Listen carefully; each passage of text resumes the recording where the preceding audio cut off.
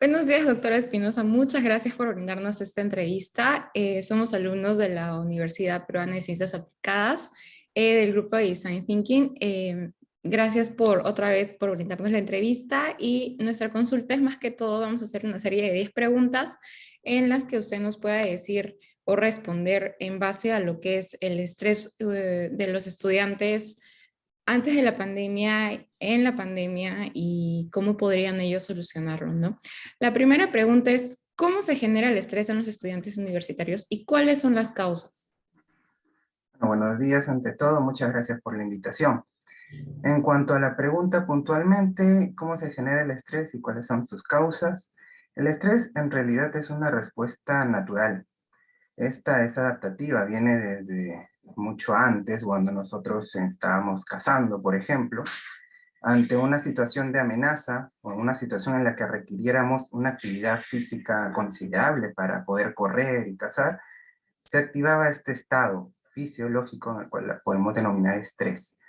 Ahora, esto sucede, como se diría antiguamente, por una necesidad, ¿no? Necesitamos tener el cuerpo hiperventilado, con una presión sanguínea alta para poder correr y podernos adaptar a la situación de casa, pero en la actualidad ya este mecanismo no funciona mucho. No tenemos un animal que nos esté cazando o viceversa. Sin embargo, todavía encontramos algunos factores que sí nos generan este estrés. Por ejemplo, en los estudiantes, como mencionas muchas veces, un factor estresante son los exámenes. Una vez que vienen los parciales, tengo entendido, finales y diferentes pruebas, incluso exposiciones, generan el mismo tipo de respuesta que si nos estuviera cazando pues un depredador. Entonces, la respuesta del estrés es una respuesta fisiológica, natural, que surge ante determinada situación de peligro, un estado de alerta nos pone, ¿no? Entonces, eso podría ser la causa principal. Ahora, hay otros factores, por ejemplo, preocupaciones que no estén en el ahora, pero que porque nosotros estamos pensando en ellas, también generan estrés. A pesar de que no hay nada en el ahora, nos está generando una respuesta emocional y fisiológica. Esto también es otro de los factores que suelen causar. Ok. ¿Y es normal sentir estrés académico en la época universitaria o hay que saber que hasta cierto grado uno ya debería tomar medidas? Claro, es tal cual como lo mencionas. Sí es natural, pero hay un nivel, hay un grado en el que es natural. Generalmente la respuesta del estrés es momentánea, dura unos cuantos minutos, a lo sumo uno o dos. Y esto es porque es, como menciono, una reacción, ¿no? Más fisiológica, emocional. Luego de cierto tiempo, ya no estamos hablando tanto de un estrés, que es normal que se cause en estudiantes porque hay factores que sí son estresantes, ¿no? Los que mencioné anteriormente. Exámenes, exposiciones, trabajos. Notas bajas también te acercan más al estado de ansiedad porque sabes, o de estrés porque sabes que va a pasar algo, ¿no? Que es jalar el curso. Pero entonces, ¿en qué grado podría ser bastante, de repente, ya no natural, en el cual ya te afecta tu rendimiento? No necesariamente académico, también puede ser familiar. Si ya estamos hablando de un estrés que te está afectando en la vida personal, ya estamos hablando de un nivel un poquito más alto y de repente no natural de estrés. Ok. Y ese estrés, creo que ya lo mencionó, sí afecta al rendimiento del estudiante, ¿no?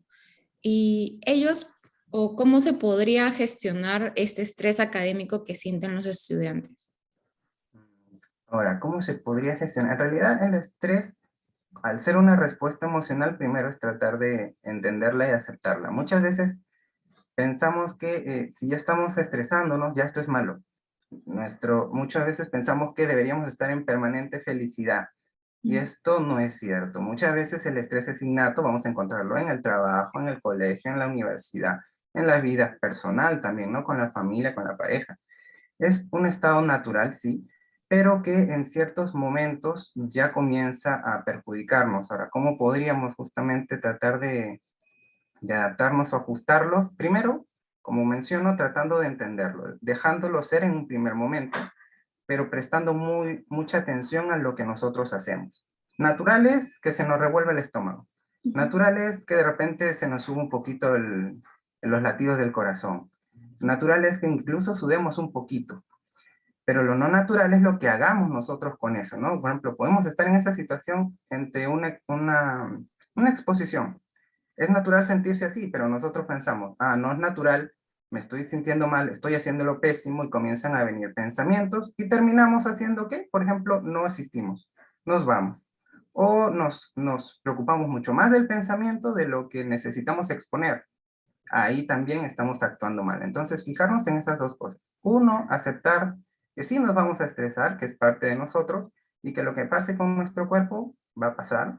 Pero lo otro es prestar mucha atención a lo que hacemos. ¿Qué es lo que estamos haciendo de repente contra este estrés, ¿no? Si estamos huyendo, lo estamos alimentando más, o si de repente estamos que, a pesar de que tenemos estrés, intentamos exponer, eso es lo bueno, ¿no? Prestar atención siempre a qué es lo que estamos actuando o cómo estamos actuando. Ok.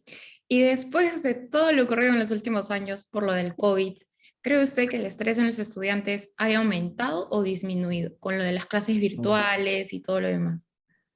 Estoy muy seguro que ha aumentado. Muchos casos que he visto manifiestan que ya no solo es la ansiedad frente a los exámenes, ante las exposiciones, sino que también muchos estudiantes recurrían a factores sociales para poder estudiar y sentirse tranquilos. Por ejemplo, ir a la biblioteca y estudiar con amigos, o hacer grupos de estudio, ir a la casa de amigos para poder reunirse y estudiar un tema difícil.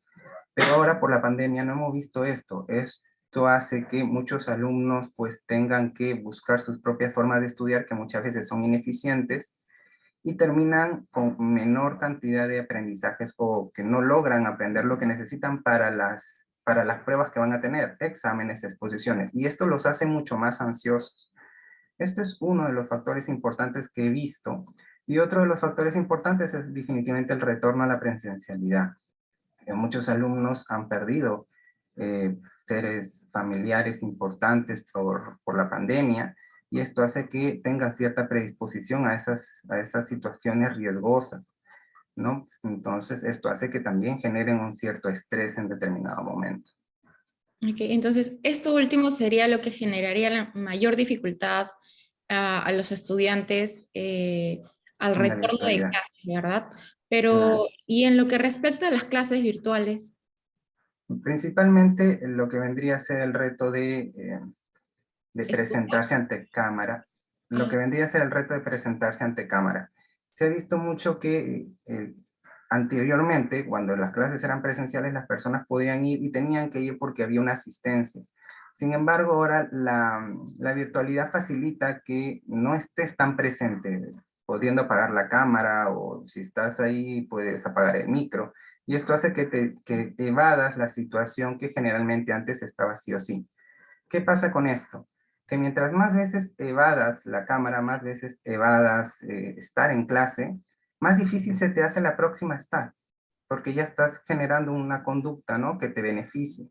Entonces, la próxima vez que vayas a prender la cámara, te pone muy ansioso, mucho más ansioso, y esto genera más ansiedad para los casos como exposiciones, incluso estar presente ya es o sea, prender la cámara es un mecanismo de estrés. Entonces, esto va agravando las cosas. Ok. Entonces, esas serían una de las consecuencias del estrés y esto podría afectar a los familiares cercanos si los estudiantes tienen un nivel alto de estrés. Por supuesto, sí. Como menciono, el estrés en un nivel alto sí suele afectar la vida personal. Y cuando afecta la vida personal, afecta también la vida familiar de las personas. Por ejemplo, vemos chicos que están estresados y cuando están estresados muchas veces no regulan bien sus emociones y reaccionan fuerte ante otras situaciones que no deberían serlo. Por ejemplo, situaciones familiares, situaciones de pareja, que también son en ciertamente estresantes en un nivel bajo, pero como ya están cargados con todo lo académico, que suele ser bastante fuerte, suelen sobre reaccionar a otras situaciones, a otros ámbitos de su vida, de repente complicándose más todavía, ¿no? Ok. Entonces, si uno tiene buena relación familiar, ¿esto influiría positiva o negativamente con el estrés académico? En ese caso funcionaría tal cual en reversa, ¿no? La familia también apoya, brinda sus factores de protección, que es formas de lidiar contra el estrés, lo cual ayuda a que evite la persona llegar a un estrés tan alto. Por ejemplo, la socialización misma del problema, el que el joven le cuente a la mamá o los padres que sí está en algunas dificultades, pero que está ahí peleando, por así decirlo, está ahí estudiando, y que la madre le comprenda, le brinde esa tranquilidad, ayuda muchísimo que el estrés disminuya. Sí, definitivamente la familia es un factor muy positivo, importante. Entonces, actualmente, ¿qué tipos de ayuda existen o se han implementado a los estudiantes por la pandemia o si estos siguen funcionando? ¿Hay Mm, alguno? sí, sí, bueno, actualmente toda universidad tiene un departamento de bienestar universitario en el cual hay un psicólogo generalmente que está encargado de esto. Ellos ahora mucho más están recibiendo casos de este tipo, dado que, como mencionamos, la virtualidad ha acrecentado un poco lo que vendría a ser el estrés en jóvenes. Entonces, en la universidad es el primer medio. El Ujú. segundo es que sí se está dando también servicios de psicoterapia, se está dando también servicios de psicología en muchas postas, en los cuales trabajan, y básicamente el material de trabajo siempre ha sido en los casos de ansiedad y estrés. Entonces, el psicólogo es el profesional idóneo para ello, ¿no? Actualmente seguimos trabajando, claro, de forma virtual, si bien hemos tenido que adaptarnos, me parece que lo hemos logrado, también nos hemos adaptado a esta nueva modalidad, ¿no? Ok. Entonces, para evitar estos niveles altos de estrés, algunos tips o consejos que nos pueda dar para finalizar. Claro, primero, reconocer, como les comento, que el estrés es natural. Eso es algo un poquito incómodo y difícil porque nunca queremos sentirnos así, ¿no? Pero bueno, lo que vaya a pasar con nuestro cuerpo es una reacción natural que poco a poco va a ir disminuyendo. Entonces, no tratar de huir de las situaciones de estrés, sino tratar de confrontarlas. Mientras más huyamos, más vamos a pensar que ese estrés es insoportable y más veces vamos a tratar de evitarlo y más veces vamos a verlo como un monstruo gigante que no podemos controlar. Eso es lo primero. Lo segundo es siempre fijarnos en qué hacemos. Una cosa es cómo nos sentimos y otra cosa es qué es lo que hacemos. Nos podemos sentir mal, con sudor, con dolor de estómago, hasta dolor de cabeza por el estrés.